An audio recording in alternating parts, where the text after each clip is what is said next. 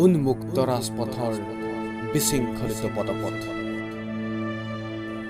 সঁচাকৈ সকলো আজি ভীষণ ব্যস্ত। সকলোকে লাগে মাথো ভদ্ৰতাৰ ভদ্ৰমুখা।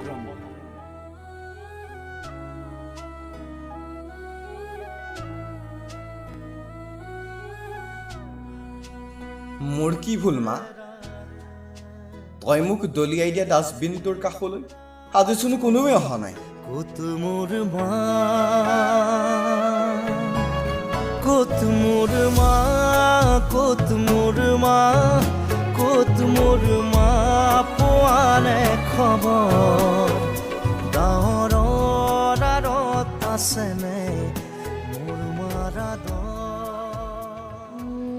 10 জনৰ দৰে তয়ো চাগে ব্যস্ত ভদ্ৰ হোৱা।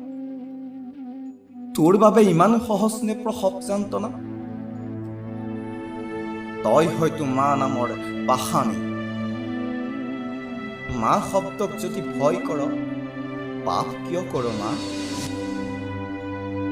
হয়তো তোৰ বাবে আজি বিলাসী জীৱনৰ যৌনতাৰ উপহাৰ ডাষ্টবিনতো পৰি ৰোৱা টুকুৰা জীয়া মঙহ। কোনোবা টুকুৰা কুকুৰৰ বাবে, কোনোবা টুকুৰা কাউৰীৰ বাবে, আৰু মাজে মাজে কোনোবা টুকুৰাই হাঁহি মাৰে হস্পিটেলৰ ICUৰ দোলনাত। তেতিয়াও তহঁতৰ বুকু নকপেনে? নাই, ক'ত কঁপিব? তহঁতিতো মানুহ নামৰ নৰ পিশাচে।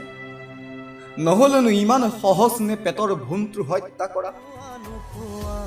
মনৰে আশা বুজা নুবুজা সপোনৰ ভাষা ক'বলে খুজি ৰথমকি ভূতেনো আছে মোৰ মা।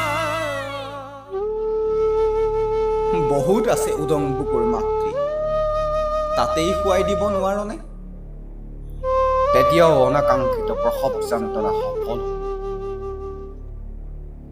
কিন্তু তই যে ব্যস্ত, তই যে মুখা পিন্ধা ভদ্ৰ, পলিথিনখনেৰে মেৰিয়াই দলিয়াই দিবি সেই অভিশপ্ত ডাষ্টবিন, য'ত তোৰ দৰে ব্যস্ত সেই কাউৰী কুকুৰজাক। সিহঁতেও আত্মসন্তুষ্টিৰ বাবে বিচাৰি ফুৰিছে এটুকুৰা জীয়া মাংসপিণ্ড।